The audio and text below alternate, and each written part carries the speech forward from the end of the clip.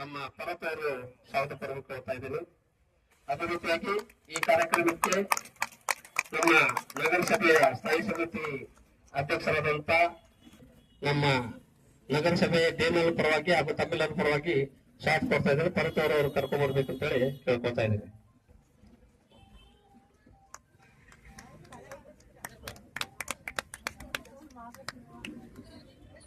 ಬರೋಬರು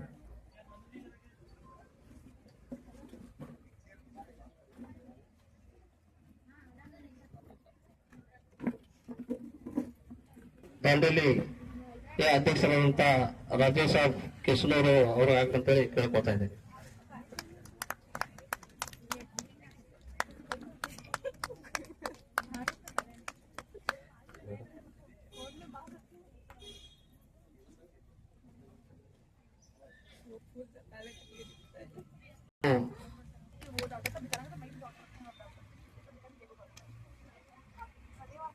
ಆಮೇಲೆ ನೇತ್ರಾಧಿಕಾರಿಯಾದಂತ ಸವಿತಾ ಮೇಡಮ್ ಅವರು ಬಂದಿದ್ದಾರೆ.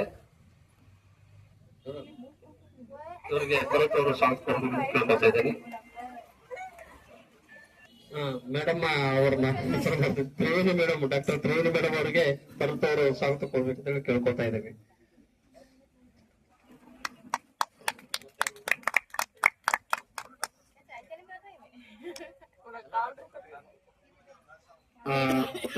ಸ್ವಾಗತ ಕೊಡ್ಬೇಕು ಅಂತ ಹೇಳಿ ಕೇಳ್ಕೊತಾ ಇದ್ದೀವಿ.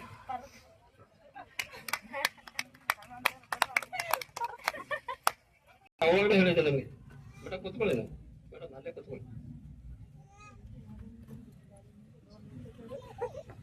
ನಮ್ಮ ನಗರಸಭೆಯ ಸ್ಥಾಯಿ ಸಮಿತಿ ಚೇರ್ಮನ್ ಆದಂತ ಸುಧಾ ಜಾಧವ್ ಮೇಡಮ್ ಅವರಿಗೆ ತಮ್ಮೆಲ್ಲರ ಪರವಾಗಿ ನಾನು ಈ ವೇದಿಕೆಗೆ ಸ್ವಾಗತ ಕೊಡ್ತಾ ಇದ್ದೀವಿ. ಅವರಿಗೆ ಭರತ್ ಅವರು ಸ್ವಾಗತ ಕೊಡ್ಬೇಕಂತ ಕೇಳ್ಕೊತಾ ಇದ್ದೀವಿ.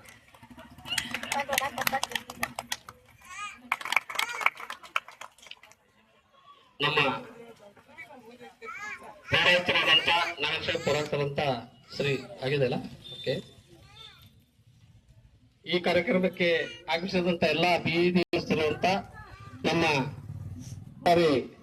ಆಸ್ಪತ್ರೆ ಎಲ್ಲ ಡಾಕ್ಟರ್ಸ್ ಹಾಗೂ ಎಲ್ಲ ಸಿಬ್ಬಂದಿಗಳು ವರ್ಗ ಹಾಗೂ ಎಲ್ಲ ನಮ್ಮ ನಗರಸಭೆ ಪರವಾಗಿ ಸ್ವಾಗತ ಕೊಡ್ತಾ ಇದ್ದೇನೆ.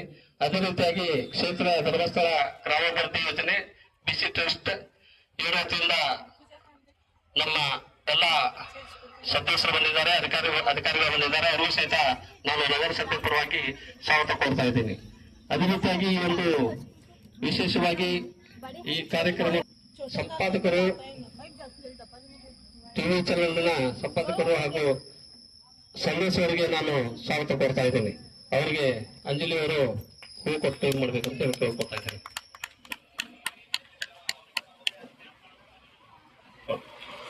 ಅದೇ ರೀತಿಯಾಗಿ ಕಾರ್ಯಕ್ರಮಗಳು ವೇದಿಕೆ ಬರಬೇಕು, ಅವ್ರಿಗೂ ಸಹಿತ ನಮ್ಮ ಪರವಾಗಿ ನಾನು ಸ್ವಾಗತ ಕೊಡ್ತಾ ಇದ್ದೀನಿ. Okay, thank you so much sir. ಉಳಿದ ಎಲ್ಲ ಪತ್ರಕರ್ತರಿಗೂ ನಾನು ಹೇಳ್ತಾ ಇದ್ದೀನಿ. ಪ್ರಿಯಾ ಮೇಡಮ್ ಬಂದಿದ್ದಾರೆ ಡಾಕ್ಟರ್, ಅವ್ರಿಗೂ ಸಹಿತ ಅವರು ಸ್ವಾಗತ ಮಾಡಬೇಕು. Thank you. ಈ ಕಾರ್ಯಕ್ರಮದ ನೀರು ಹಾಕುವ ಮೂಲಕ ಈ ಕಾರ್ಯಕ್ರಮಕ್ಕೆ ಚಾಲನೆ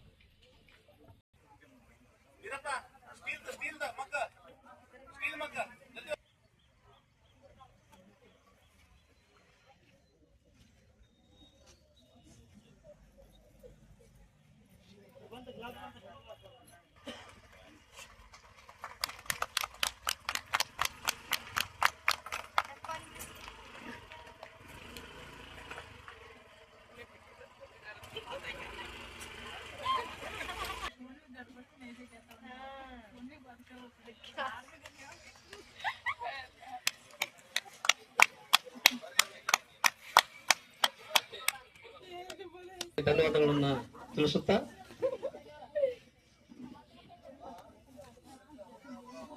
ಕೊಡ್ತಾರೆ ಏನೇನ್ ಕಾರ್ಯಕ್ರಮ ಇಟ್ಕೊಂಡಿದೆ ಅಂತ.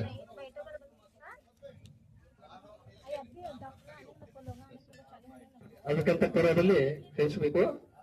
ಮಾನ್ಯ ಅಧ್ಯಕ್ಷರು ಉದ್ಘಾಟಕರಾದಂತ ನಮ್ಮ ನಗರಸಭೆ ಅಧ್ಯಕ್ಷರಾದಂತ ಅಸ್ಲಾಕ್ ಶೇಖ್ ಅವರು ಉದ್ಘಾಟನಾ ಕೇಳ್ಕೊತಾ ಇದ್ದಾರೆ. ಎಲ್ಲರಿಗೂ ನಮಸ್ಕಾರ. ಇವತ್ತಿನಿಂದ ಪೌರಾಯುಕ್ತರೇ, ನಮ್ಮ hospital medical THO sir, Anil sir ಅವರೇ, ಮತ್ತೆಲ್ಲ ನಗರಸಭಾ ಸದಸ್ಯರೇ, ಚೇರ್ಮನ್ರೇ, ಮತ್ತೆಲ್ಲ ಡಾಕ್ಟರ್ಸ್, ಮತ್ತೆಲ್ಲ ಆಶಾ ಕಾರ್ಯಕರ್ತರು ಮತ್ತು ನರ್ಸಸ್, ಮತ್ತೆಲ್ಲ ನಮ್ದ ಬೀದಿ ಬದಿ ವ್ಯಾಪಾರಸ್ಥರು, ಇವತ್ತೇ ಸರ್ಕಾರದಿಂದ ಯಾವ ತರ